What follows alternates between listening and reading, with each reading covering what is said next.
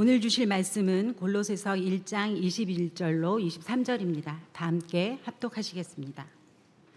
전에 악한 행실로 멀리 떠나 마음으로 원수가 되었던 너희를 이제는 그의 육체의 죽음으로 말미암아 화목하게 하사 너희를 거룩하고 흠없고 책망할 것이 없는 자로 그 앞에 세우고자 하셨으니 만일 너희가 믿음에 거하고 더 위에 굳게 서서 너희 들은 바 복음의 소망에서 흔들리지 아니하면 그리하리라.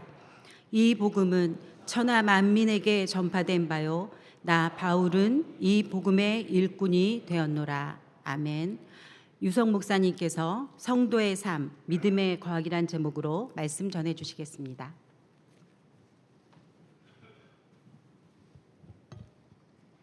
기도하겠습니다. 오늘도 성령을 힘입어서 하나님의 말씀 앞에 온유함으로 엎드립니다. 말씀하심을 듣겠습니다. 임재하셔서 저희를 만나 주시옵소서. 감사드리옵고 우리 구주 예수님의 이름으로 기도하옵나이다. 아멘. 사람들은 우리의 과거를 묻곤 합니다. 누군가 저에게 저의 과거를 묻는다면 전 이렇게 대답할 것입니다. 저는 전에 악한 행실로 멀리 떠나서 하나님과 마음으로 원수가 되었던 사람이고 행위로 하나님을 부인했던 사람이고 가증했고 복종하지 않는 사람이었습니다. 선한 일을 버리면서 살던 사람이고 세상의 풍조와 마귀를 따르던 불순종의 자식이었습니다. 그래서 그 허물과 죄로 죽었던 자였고 그리스도 밖에 있었고 하나님이 없는 사람이었습니다. 하나님과 나 사이의 그 공간은 저의 악한 죄악들로 가득 차 있었습니다. 이것이 바로 제가 고백할 수 있는 저의 가장 어둡고 치명적인 과거입니다. 하나님은 저와 여러분의 과거를 묻지 않으십니다. 왜냐하면 현재 저와 여러분들을 하나님 앞에 거룩하고 흠없고 책망할 것이 없는 자로 세우셨기 때문입니다. 21절과 20절 다시 한번 읽겠습니다. 전에 악한 행실로 멀리 떠나 마음으로 원수가 되었던 너희를 이제는 그의 육체의 죽음으로 말미암아 화목하게 하사 너희를 거룩하고 흠없고 책망할 것이 없는 자로 그 앞에 세우고자 하셨으니 하나님께서 그 아들의 희생을 통해서 우리와 화해를 이루시고 우리를 그 앞에 거룩하고 흠없고 책망할 것이 없는 자로 세워주셨다고 말씀합니다. 그리스도 예수를 통해서 이루어진 이 화해의 궁극적인 목적은 바로 우리들을 하나님 앞에 서게 하시기 위함이라고 하는 것을 우리에게 보여주고 있는 그러한 말씀이죠. 누구든지 하나님 앞에 서게 됐을 때 그 설 수 있는 자격은 거룩한 자입니다. 구약의 제물처럼 흠이 없는 자입니다. 책망할 것이 없는 자가 바로 하나님 앞에 설 수 있습니다. 그래서 하나님께서 그 아들의 죽음의 그 희생을 통해서 우리를 그 앞에 거룩하고 흠없고 책망할 것이 없는, 다시 말해서 의로운 자로 그렇게 세워주신 것입니다. 우리를 의로운 자로 여겨주시고 인정해 주셨습니다. 우리를 의롭다고 불러주셨습니다. 이것이 바로 칭의의 은혜인 것이죠. 이 칭의의 은혜 때문에 우리는 지금도 하나님의 보좌 앞에 얼마든지 언제든지 나가서 서고 엎드릴 수 있는 그런 자가 되었습니다. 의롭다고 여김받은 이 칭의의 은혜는 현재적이지만 또한 미래의 완성을 지향하고 있는 은혜이기도 합니다. 오늘 읽을 말씀을 좀 더 설명해 드린다고 하면은 거룩하다는 얘기는 우리가 아는 대로 하나님에 의해서 특별히 구별된 존재, 그런 모습, 하나님께 속한 그런 자의 모습, 그리고 하나님과 특별한 관계 속에 들어오게 된 것을 의미하는 말임과 동시에 도덕적으로 영적으로 순결함을 또한 포함하고 있는 의미이기도 합니다.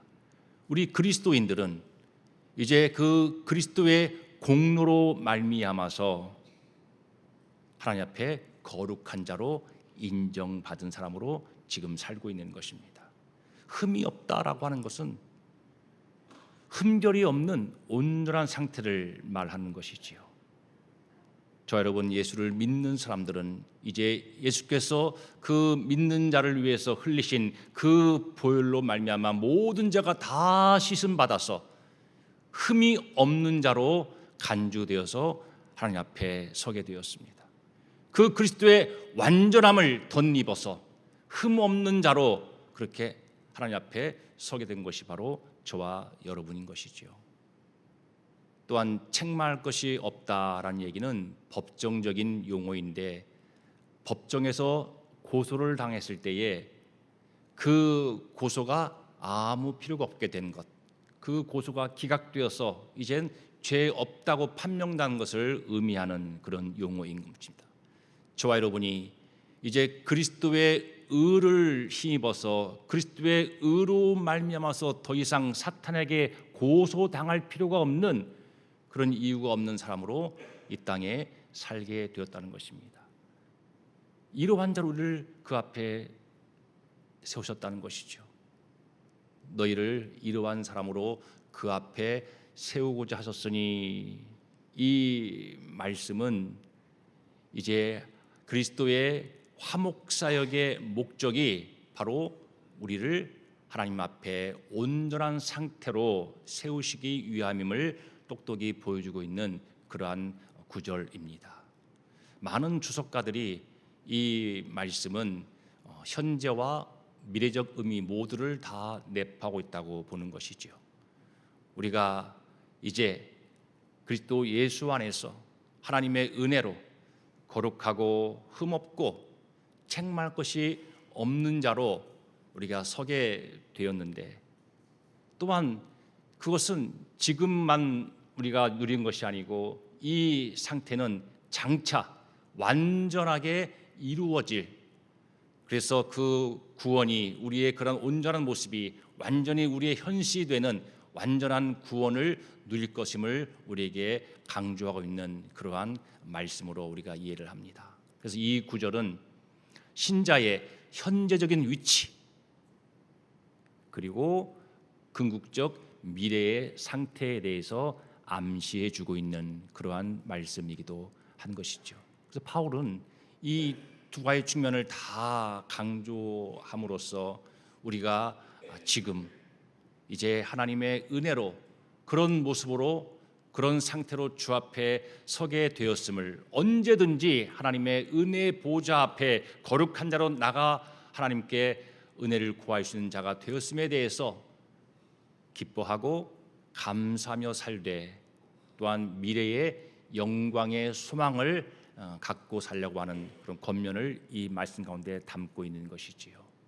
내가 장차 부활해서 영광의 몸으로 부활해서 거룩하고 아무런 흠이 없고 책망할 것이 아무것도 없는 그런 완전한 모습으로 구원받은 그 구원의 완성된 모습을 바라보는 복음의 소망은 현재 우리가 이 땅을 살면서 연약함 속에, 부족함 속에 좌절하고 때론 주저앉기도 하지만 불구하고 계속해서 신앙의 길을 포기하지 않고 끝까지 걸어가게 해주는 동기를 우리에게 부여해 주는 것입니다. 오늘 이 말씀은 또한 우리가 이 땅에 사는 동안 이미 이루신, 우리를 그렇게 만드신, 거룩하고 흠없고 책망할 것이 없는 자로 만드신 은혜 가운데 또한 온전히 그 모습을 이루실 그 구원의 완성을 소망하는 가운데 이 땅에 살면서 우리는 계속해서 거룩하고 흠없는 자로 책망할 것이 없는 모습으로 주 앞에 서기를 힘쓰함을 우리에게 또한 격려해 주고 있는 그러한 말씀이기도 하죠. 친히 나무에 달려 그의 죽음으로 우리 죄를 담당하셨으니 이는 우리로 더 이상 죄에 대해 살지 않고 의에 대해서 살게 하라 하심이라. 더 이상 우리가 죄에 대해 살지 않고 거룩하고 흠없고 책망할 것이 없는 그 의에 대해서 우리가 살도록 하기 위해서 주님이 친히 나무에 달려 우리 죄를 담당하셨다고 했습니다. 이 땅에 사는 동안 우리는 늘 거룩하고 흠없고 책망할 것이 없는 그 삶에 대해서 깨어있고 그 삶을 살도록 힘쓰는 그러한 주님의 백성들이 되어야 할 줄로 믿습니다. 그런 여러분으로 평생 살게 되시기를 주의 이름으로 축복합니다. 23절 말씀을 같이 한번 또 읽어보겠습니다. 23절 말씀입니다.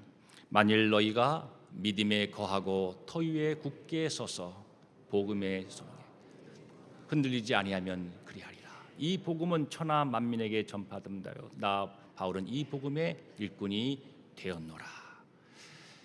만일 너희가 우리의 터가 되시는 그리스도 위에 굳게 서서 그리스도 위에 굳게 서서 믿음에 거하게 되면 너희가 이렇게 거룩한 자로 흠없는 자로 책망할 것이 없는 자로 그렇게 주 앞에 설 것이다 라는 말씀이죠.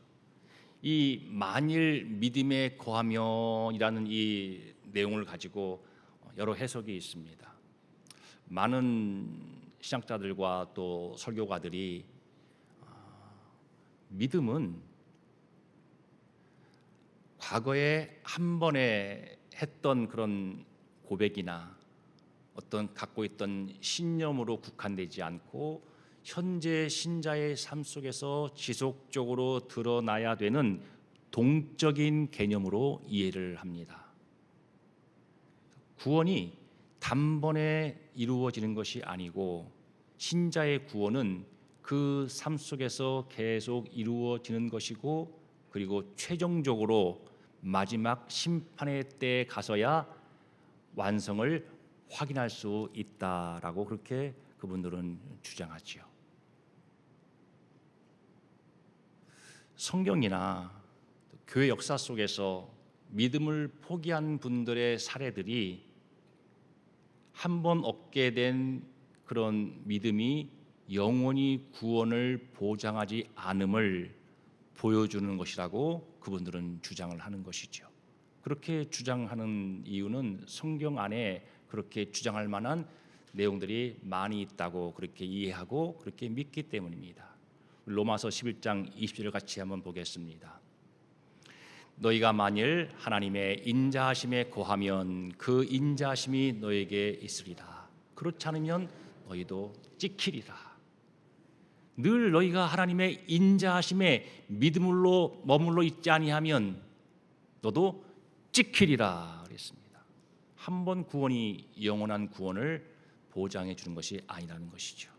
한 번 갖게 된 그 믿음과 또는 신앙의 고백이 영원한 구원을 보장하는 것이 아니고 그 믿음에 계속 거하는 인자하심에 머물러 있을 때만 너희가 그 구원을 유지하고 누릴 수 있다.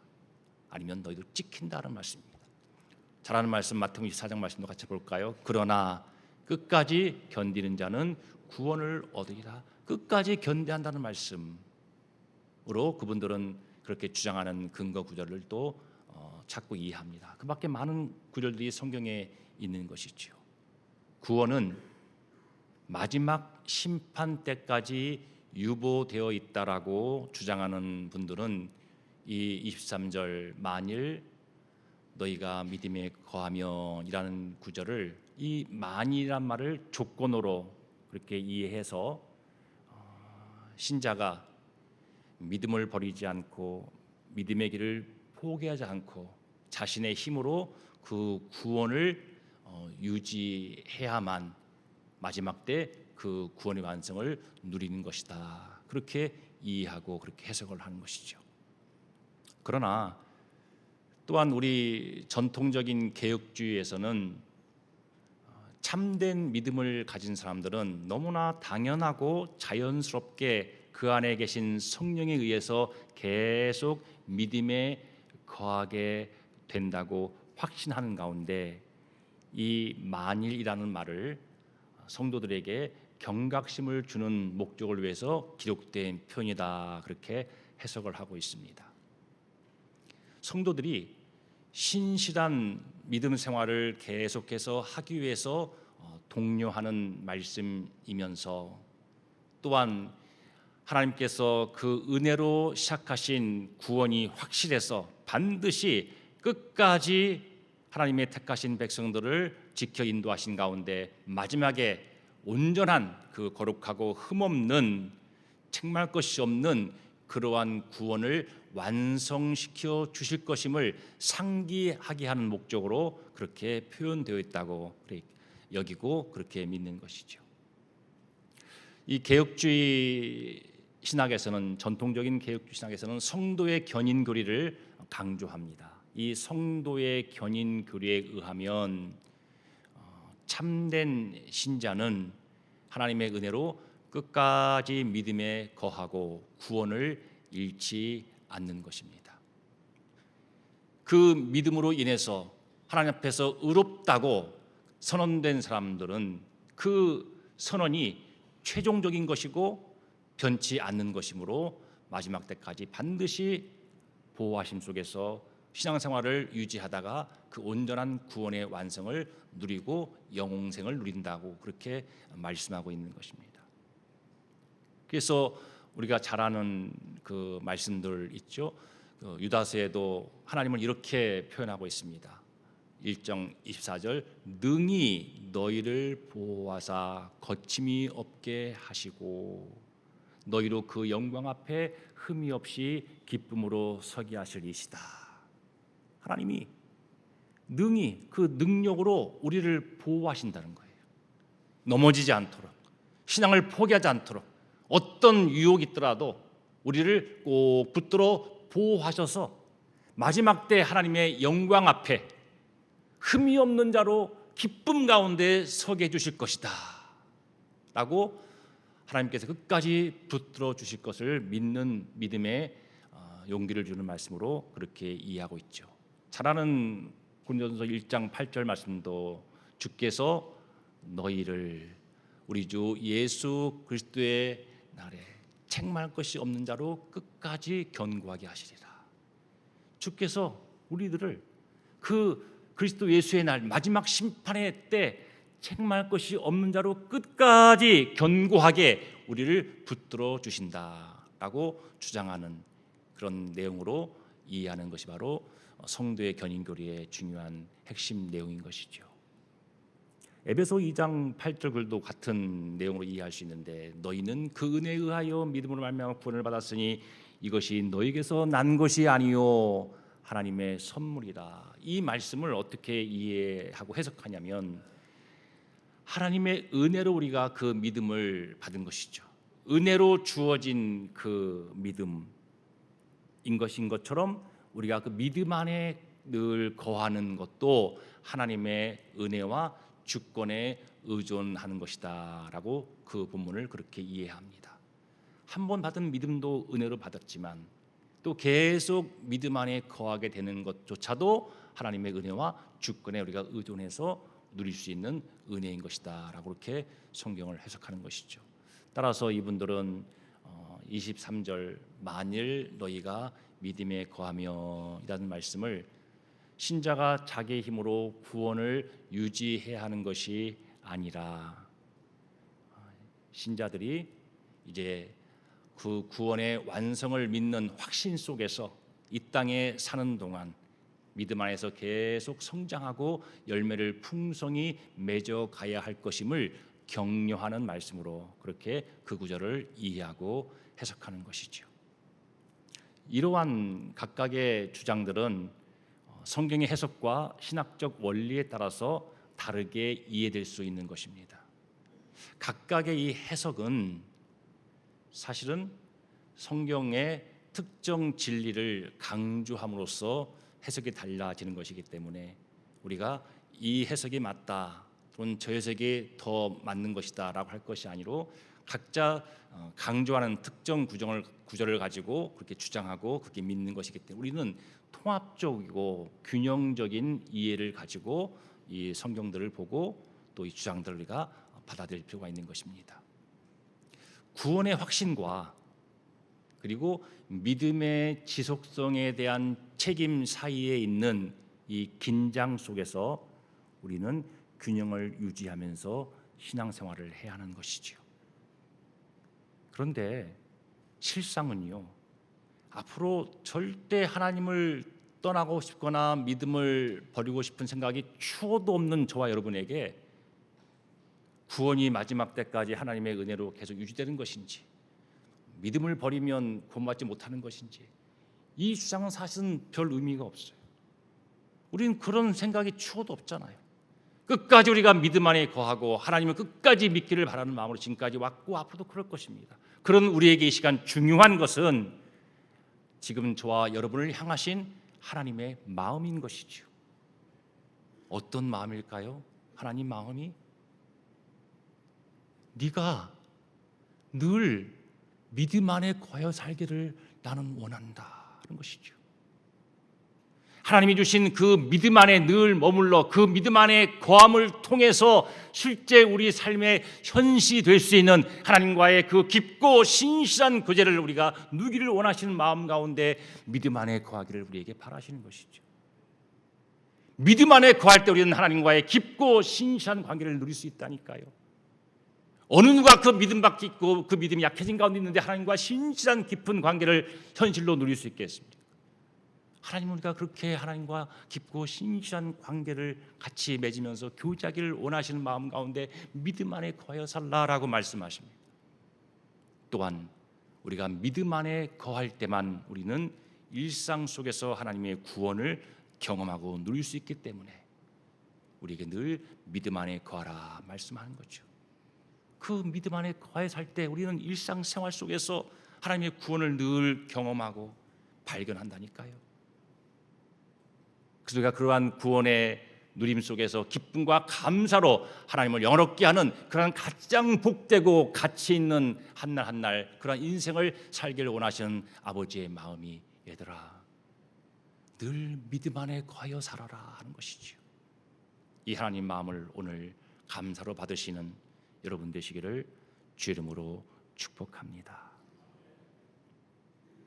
믿음은 일시적인 결단이 아니고 예수 그리스도와의 끊임없는 관계를 유지하는 것을 의미합니다. 우리가 누군가를 믿는다 했을 때 그 사람을 믿게 됨이 믿음이죠.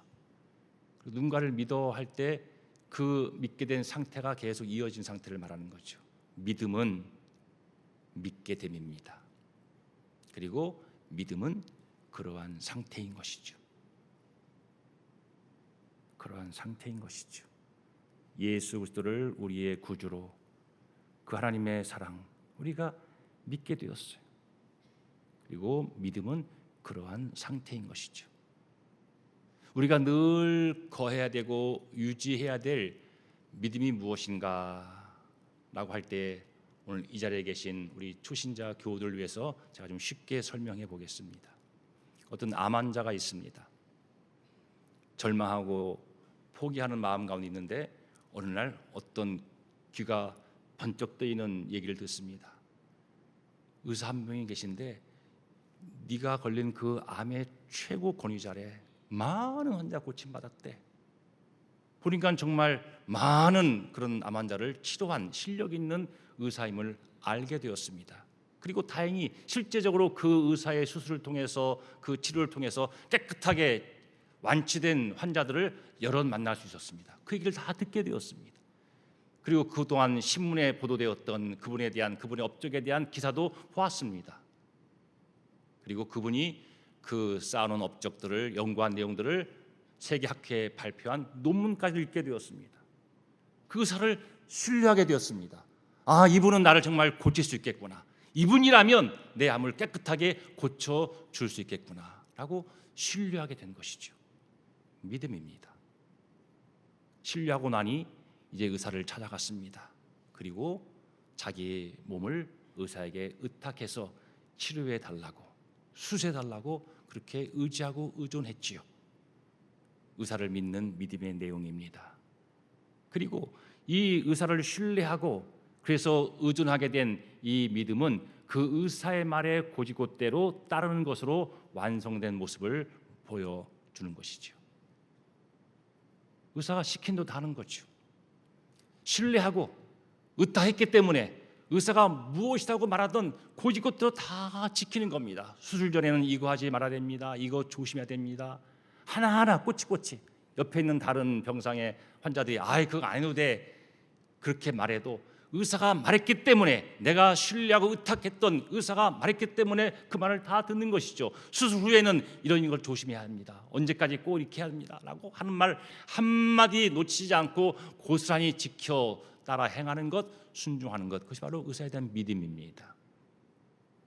믿음은 하나님을 신뢰하는 것이고, 믿음은 그래서 하나님께 의지하고 의존하고 의탁하는 것입니다. 믿음은 내가 신뢰하고 의지하는 그분의 말씀에 철저히 순종하는 것이죠. 믿음은 하나님을 신뢰하는 것입니다. 우리 잠언 3장 말씀 같이 한번 읽어보겠습니다. 너는 마음을 다하여 여호와를 신뢰하고 내 명철을 의지하지 말라. 너는 범사의 그를 인정하라. 그리하면 내 길을 지도하시리. 마음을 다해서 여러분의 하나님을 신뢰하는 그 믿음 가운데 늘 거여 사시기를 주름으로 축복합니다. 무엇을 신뢰하는 것입니까?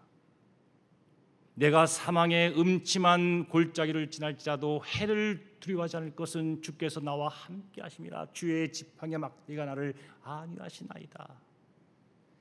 늘 나와 함께 하신 하나님을 신뢰하는 것이죠. 그 함께 하신 하나님의 사랑과 그 사랑을 마음껏 떨쳐 내 삶에 역사하시는 하나님의 그 전능하심을 신뢰하는 것이죠. 그것이 하나님을 향한 우리의 믿음인 것입니다. 부르심을 받은 자에게는 모든 것이 합력하여 선을 이루시느니라. 하나님의 그 선하신 내 인생을 향한, 우리 가정과 교회를 향한 하나님의 선하신 계획을 신뢰하는 것이죠. 하나님이 하시는 모든 일은, 내 인생 가운데 하시는 모든 일은 선하고 의롭다고 하는 것을 신뢰하는 것이죠. 그것이 믿음인 것입니다. 믿음은 하나님을 의지하는 것입니다. 시편 37편 5절 말씀 같이 읽어보겠습니다. 너희의 길을 여호와께 맡기라. 그를 의지하면 그가 이루시고. 맡기는 것이 주님을 의지하는 것입니다. 의탁하는 것입니다. 의존하는 것입니다. 너희 염려를 다 주께 맡겨라. 이는 그가 너희를 돌보심이라. 돌보시는 하나님을 신뢰하는 가운데 우리 염려를 다 맡기는 것이죠. 이 시간 여러분 염려가 있습니까? 오늘 교회 오면서도 한숨을 몇 번 쉬시면서 올 정도로 여러분을 누르고 있는 여러분 삶의 현실 속에 염려가 있습니까? 하나님을 신뢰하시고 그 염려를 주께 맡겨 그분께 의탁하십시오. 왜냐하면 하나님이 여러분을 사랑하시고 돌보시기 때문입니다.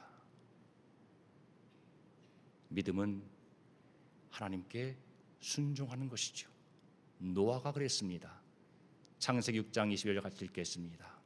노아가 그와 같이 행하되 하나님이 자기에게 명하신 말을 다 준행하였더라. 그와 같이 행했는데 그 행함은 뭐냐면 하나님이 자기에게 명하신 것들을 다 준행하는 행함이었습니다. 이것이 하나님께 대한 믿음인 것입니다. 하나님 믿는 자의 참된 모습이 이것인 것입니다. 항상 복종하여 두렵고 떨림으로 너희 구원을 이루라 그랬습니다. 야고보 1장 21도 같이 우리가 한번 읽어봐야 할 중요한 말씀이죠. 너희는 말씀을 행하는 자가 되고 듣기만 하여 자신을 속인 자가 되지 말라. 말씀을 들었으면 행하는 것이 그분께 대한 말씀하신 주께 대한 말씀하신 아버지께 대한 그러한 믿음인 것입니다. 순종하지 않으면서도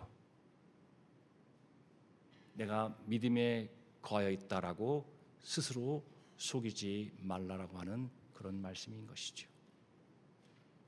믿음 안에 거하는 것이 무엇입니까? 바울처럼 그 인생의 마지막 날까지 자기의 믿음을 지키는 것, 그것이 바로 믿음 안에 거하는 것이겠죠. 바울이 디모데후서 4장에서 이렇게 고백했습니다.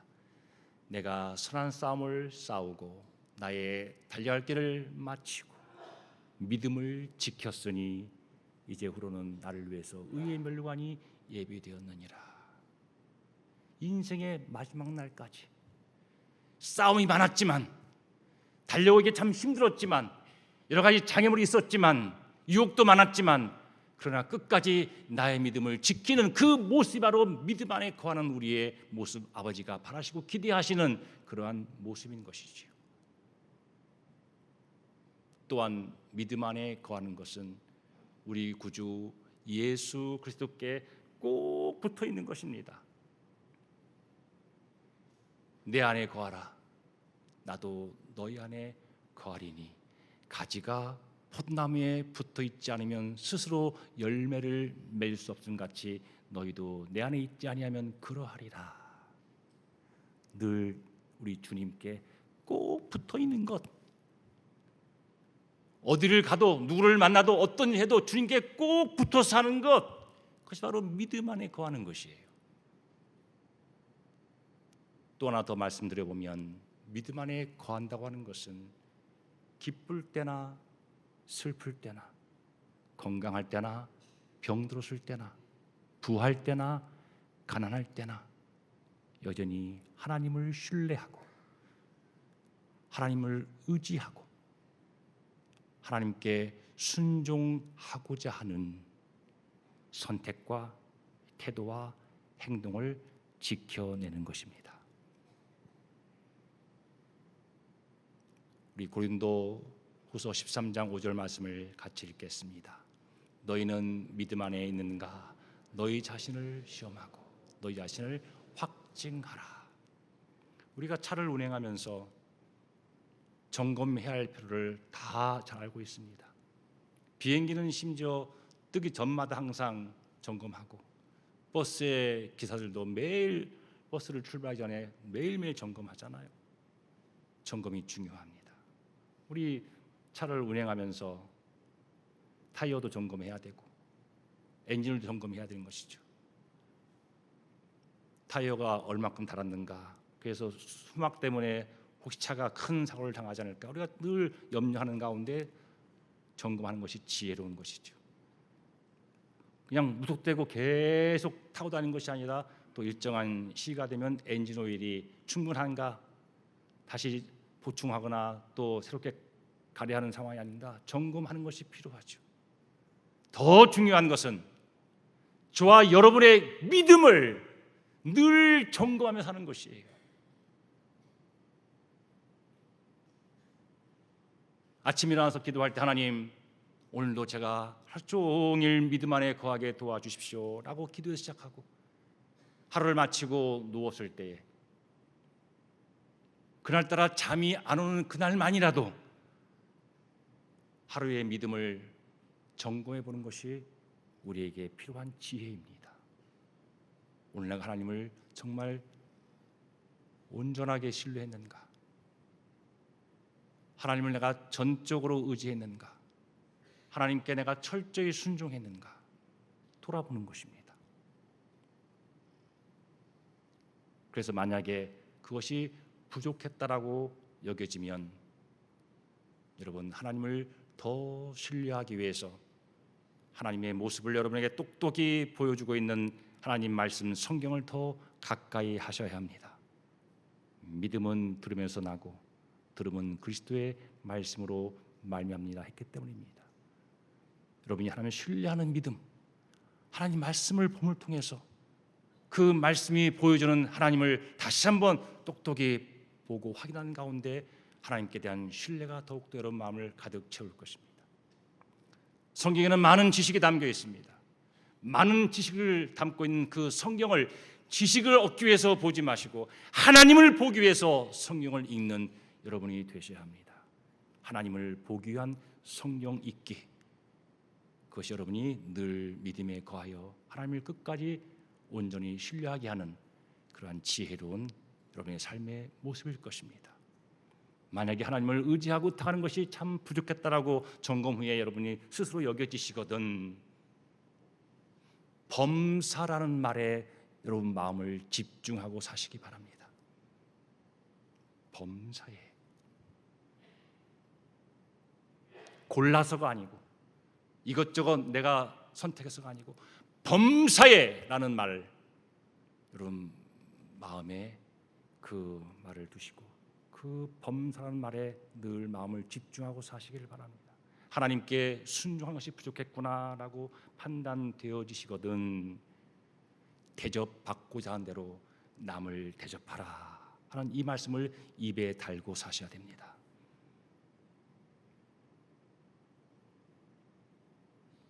말씀을 마무리하겠습니다. 믿음의 삶은 머물러 있는 것입니다. 믿음의 삶은 아버지 집의 자녀로 머물러 있는 것입니다. 믿음의 삶이란 아버지 집의 자녀로 머물러 있는 것입니다. 성도의 삶은 하나님을 신뢰하고 의지하고 순종하기를 중단하지 않는 삶입니다. 하나님을 신뢰하고 의지하고 신뢰하는 것, 순종하는 것을 중단하지 않는 그 삶이 성도의 깨어 있음입니다. 하나님께 대하여 살아 있음입니다. 성도의 삶은 신뢰하고 의지하고 순종하는 것을 결코 중단하지 않는 삶이죠. 성령이 없이 성도의 삶을 살고자 하는 것은 마치 귀가 없이 듣고자 하는 것 같고 폐가 없이 숨을 쉬려고 하는 것과 같습니다. 성도의 삶은 성령을 힘입어서 늘 하나님을 신뢰하고 의지하고 순종하는 가운데 늘 그 앞에 거룩하고 흠없고 책망할 것이 없는 자로 서기 위해서 힘쓰는 삶인 것입니다. 성도의 삶은 믿음에 거하기입니다. 성령으로. 성도의 삶은 믿음에 거하는 것입니다. 성령을 힘입어서. 기도하겠습니다. 감사합니다. 늘 성령으로 믿음 안에 거하도록 저희를 꼭 도와주시옵소서.